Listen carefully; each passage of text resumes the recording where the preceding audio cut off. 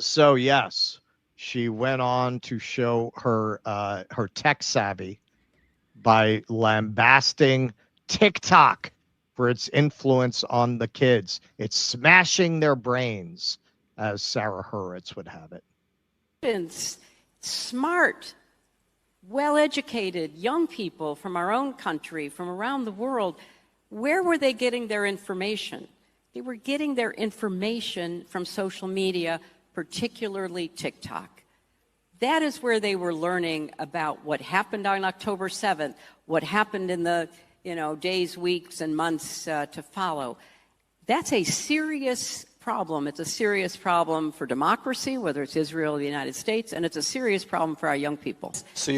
And it was frankly shocking to me how little the students we were encountering, not only in this class we teach, which is a very large class, international relations, about crisis decision-making, but students more generally. And that's why I mentioned the social media piece of it, because when you would try to talk to them to engage in some kind of reasonable discussion. All right, I just want to point out here for a second. We've talked a lot about how part of the problem post October 7th was you had a generation of kids who had been raised on post-colonial theory, who were confronted with the very definition of a settler colonial project that we're supporting, who were then suppressed and mocked and attacked by largely the same professors that taught them post-colonial theory. The fact that you would have Hillary Clinton, who is more than any other figure in the Obama administration responsible for the fact that Libya today has slave markets, teaching at Columbia University, that you would have Hillary Clinton, who is responsible for this horrific tragedy befallen the people of Africa, that you would have her teaching at Columbia. The idea that these institutions are liberal, it's grounded in the same understanding of liberalism that the understanding that the media is liberal is. It's liberal at the margins around certain identitarian culture war issues. That's about it. When it comes to real colonization, war, robbing the people of the non-Western world, they're all on the same page. The idea that you go to Columbia and you get an education, you go to Harvard, you get an education. No, you get trained to be a bloodless McKinsey ghoul. Right. That's why they would hire someone like Hillary Clinton. No, you learn how to tie a tie, smile to someone's face, and knife them in the side. That's what you learn at Harvard. Right. Right. Exactly. You get a credential. Yeah. It has never been my experience talking to people from Ivy League schools that they're particularly smart. No. I've never been particularly impressed. It was very difficult because they did not know history. They had very little context. And what they were being told on social media was not just one-sided, it was pure propaganda. And so when you think about how to tell Israel's story, and it's important, it's not just looking internally, it's looking externally, and particularly looking at young people, because, it's not just the usual suspects. It is a lot of young Jewish Americans who don't know the history and don't understand. I was talking to Condi Rice, and she said in an interview that I did after the remember, they're supposed to all be on opposite sides. Oh, I was talking to Condi Rice. I was talking to Condi Rice. We don't want the smoking gun to be a mushroom cloud. Condi Rice, she was talking to. The 20-point plan came out. She and I were on CBS, and she said, when people were chanting from the river to the sea, she would ask the students, what river, what sea? They didn't know. I had the same experience. Bullshit. I think you're a fucking I don't believe you. I know you're a fucking liar, and I think you're lying about that. More than 50% of young people in America get their news from social media. So just pause on that for a second. They are seeing short-form videos, some of them totally made up, some of them not at all representing what they claim to be showing. And that's where they get their information. All right. So let's see how much Hillary Clinton has taken from AIPAC. Ding, ding, ding, ding, ding, ding, ding, ding, ding. 4,139,963. It's from Professor Zenkis. Hillary Clinton is paid well to ignore the genocide in Gaza and continually make excuses for Israel. That's her choice, but to publicly malign our students in the process by calling them dumb and uninformed is really unnecessary.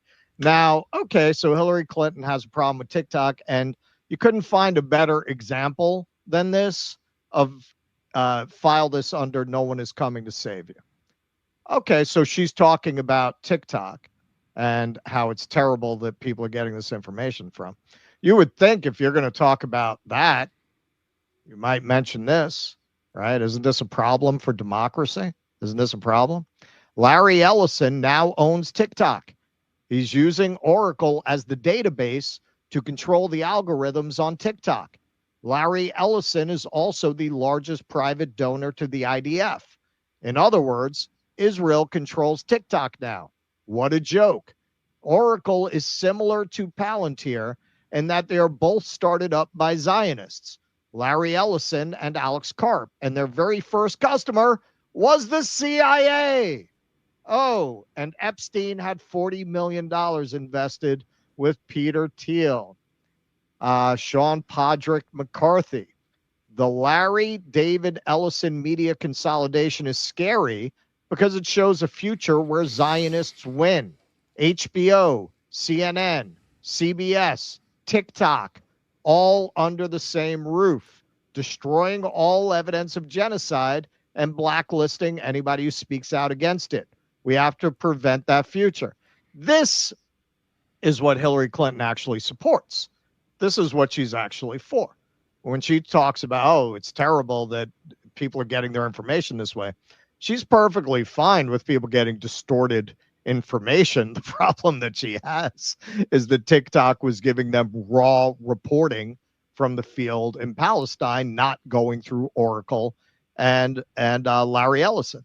Like, you got a problem with TikTok, you're not going to bring that up. Nobody's coming to save you. Hillary Clinton represents not the center of Democratic voters. She represents the center of Democratic owners. She represents the center of Democratic politicians. You remember AOC talking about how people need to be deplatformed, right? There was a lot of conversation going on before the election among Democrats about how the First Amendment may be an outdated concept. They're no less pro censorship than the people in charge right now.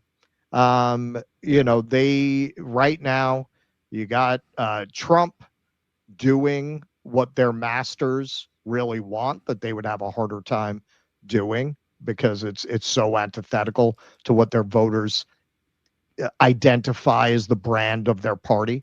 It would be harder for them to create like a national police force like this. What do you think is going to happen if the Democrats win the next election? You think they're going to get rid of the national police force and national detention center that Trump built for them?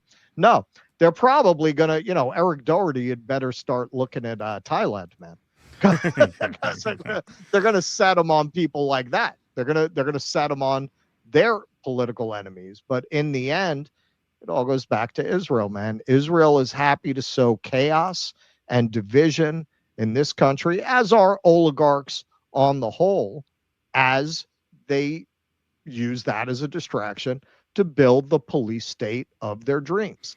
The pigs and the peasants are to fight down in the mud while Israel and oligarchs dominate the West, control the world that they're able to control, which is mostly Western countries. Yeah, I mean, she's going. I mean, she sounds like Lizzie Savetsky there. She sounds like one of these Zionist influencers about how so much of what we're seeing is fake. It's not really what it looks like it is, and implying that people don't know the history behind it, as if the history would justify what's going on in Gaza anyway. Like, just like Sarah Hurwitz, who was a Democrat. She was an Obama person. Well, that's what she says. That's what Van Jones says. They see dead Gaza babies on their phone, and they don't understand why that's happening. It doesn't matter why that's happening. Like the viscera of the imagery is what shocks the conscience and then provokes people, invites people to learn about the history of the like that. It is an entree into the subject matter because you are so shocked by what you're seeing that it compels you to learn more. The videos themselves don't tell the history of Israel. They don't have to. It doesn't matter what the history of Israel is. Nothing would justify what we're seeing in those videos anyway. Let's just say that Israel were this noble state that tries to make peace with its neighbors. Let's just put this in like absurdist fantasy land terminology. Let's say utopia, the noble state, lives alongside dystopia, right? Dystopia attacks utopia, and so utopia responds by what? Killing 50,000 of dystopia's children? That's not justified. Right. Even if Israel is a model of heroism and Gaza is a model of barbarism, it's still nothing justifies slaughtering children by the tens of thousands, no matter the moral sort of imbalance between the two countries. That does not matter. That does not matter. You don't have a right to kill tens of thousands of children anyway. So that's a red herring. The whole, well, they don't know the history. History's fucking irrelevant. You're not allowed to kill children anyway, no matter what the history is. Even if Israel were not an illegitimate apartheid terrorist state, right? But when people are shocked by those videos, they learn that, in fact, Israel is an apartheid terrorist illegitimate state, and that makes them even angrier. Right. And that makes the problem of supporting them for the Democrats and for the GOP, as we're seeing in the, the sort of Republican rift now, a non-starter as time goes on because support is slipping. And yeah, it does create major tension between the voters and the donors. And this is why, both parties are going to have this problem. I mean, it's not unique to the Democrat side. You're seeing young Republicans now sympathize with Palestine more than Israel. Like we've hit a tipping point, and it's going to be really interesting to see how both parties negotiate the imbalance between the base of their party and where the money comes from at the top, because they are just at odds with each other on both sides of the aisle now.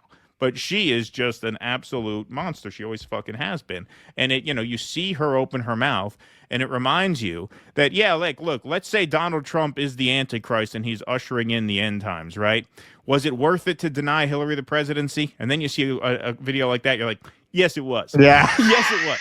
Absolutely. No matter what happens to the world, it was worth it to deny that woman her life dream, to make that woman's life a complete and utter waste of time, where she subjected herself to the abuse and humiliation of a lifelong sex criminal, so that she could get the throne one day. To have it denied from her, yes, it's all worth it. It's all worth it in the end. And every time she opens her mouth, she reminds us of that. Okay, so anyone who's planning on running against Keaton for Congress, remember to clip that. Yeah, right. Exactly. Even if Trump ends the world, it was worth it to deny her the presidency. Yes, I'll die on that hill. I will die on that hill. And because you kind of forget about her, right? You think about, was it really? Yeah, worth but she it? just won't let you. No, she won't let you. Just won't let you. It's all of a piece. Right. Like, you have to be so incredibly narcissistic if you're Hillary Clinton to still keep appearing in public and offering your opinions. Right. Exactly. Yeah, that is incredible. That's why I think she as funny as it is, I don't think I'm unique. I think she provokes that reaction from millions of people. That's why that clip went so viral. Because it's nothing she really hasn't said before. It's nothing we don't expect her to say. But when she disappears for a while and then she rears her head, she reminds everyone. It reminds you. Yeah. And that video had 6 million views in 8 hours. That video just exploded. And I think that's why. I think I'm more meat of the bell curve than it might sound like. Please clap.